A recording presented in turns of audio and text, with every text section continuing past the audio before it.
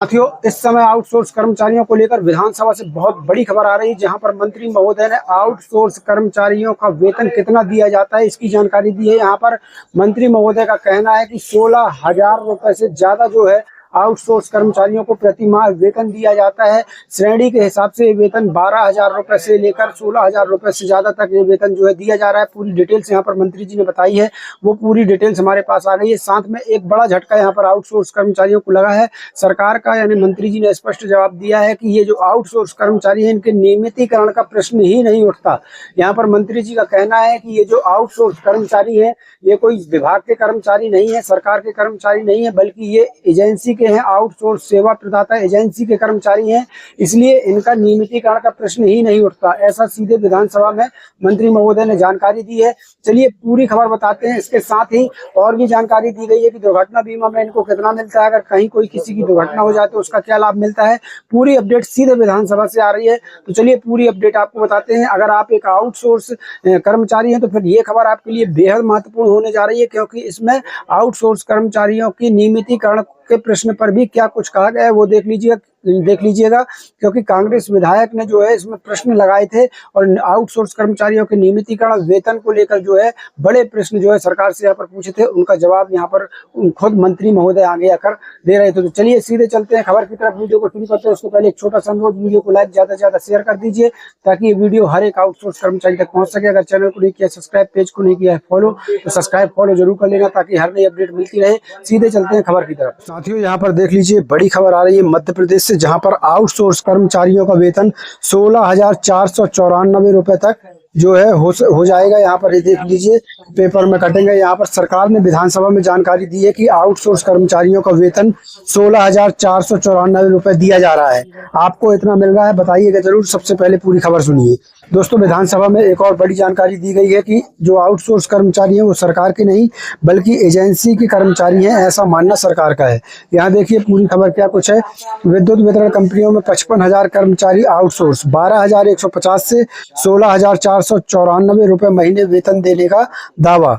विधानसभा में मंत्री ने दी जानकारी। तो यहाँ पर मध्य प्रदेश विधानसभा में मंत्री महोदय ने क्या जानकारी दी है जरा देख लीजिए।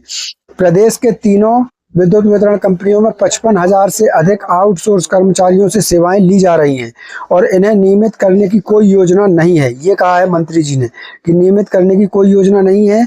यह जानकारी ऊर्जा मंत्री प्रद्युमन सिंह तोमर ने कांग्रेस विधायक झूमा सोलंकी के सवाल के लिखित जवाब में दी है। मंत्री ने बताया कि ये कर्मचारी आउटसोर्स एजेंसियों के माध्यम से नियुक्त हैं और इन्हें श्रम आयुक्त द्वारा तय न्यूनतम मासिक वेतन दिया जा रहा है। तीनों कंपनियों में कुल 55,506 आउटसोर्स कर्मचारी कार्यरत। ऊर्जा मंत्री ने यह भी बताया कि मध्य प्रदेश पूर्व क्षेत्र विद्युत वितरण कंपनी लिमिटेड जबलपुर में 15,522, मध्य प्रदेश मध्य क्षेत्र विद्युत वितरण कंपनी लिमिटेड भोपाल में 21,576 और मध्य प्रदेश पश्चिम क्षेत्र विद्युत वितरण कंपनी लिमिटेड इंदौर में 18,410 कर्मचारी कार्यरत हैं। ये कर्मचारी उच्च कुशल, अर्धकुशल और अकुशल श्रेणियों में काम कर रहे हैं। श्रेणी के अनुसार 12,150 से 16,494 रुपए मासिक भुगतान किया जा रहा है। मंत्री ने बताया कि उच्च कुशल कर्मचारियों को 16,494 रुपए, कुशल कर्मचारियों को 14,869 रुपए, अर्धकुशल कर्मचारियों को 13,146 रुपए और अकुशल कर्मचारियों को 12,150 रुपए मासिक वेतन दिया जा रहा है। यह भुगतान श्रम आयुक्त द्वारा निर्धारित न्यूनतम वेतन के अनुसार किया जा रहा है। दुर्घटना में मृत्यु पर 4 लाख रुपए सहायता का प्रावधान। ऊर्जा मंत्री ने कहा कि कार्य के दौरान दुर्घटना में आउटसोर्स कर्मचारी की मृत्यु होने पर पीड़ित परिवार को नियमानुसार 4 लाख रुपए आर्थिक सहायता दी जाती है।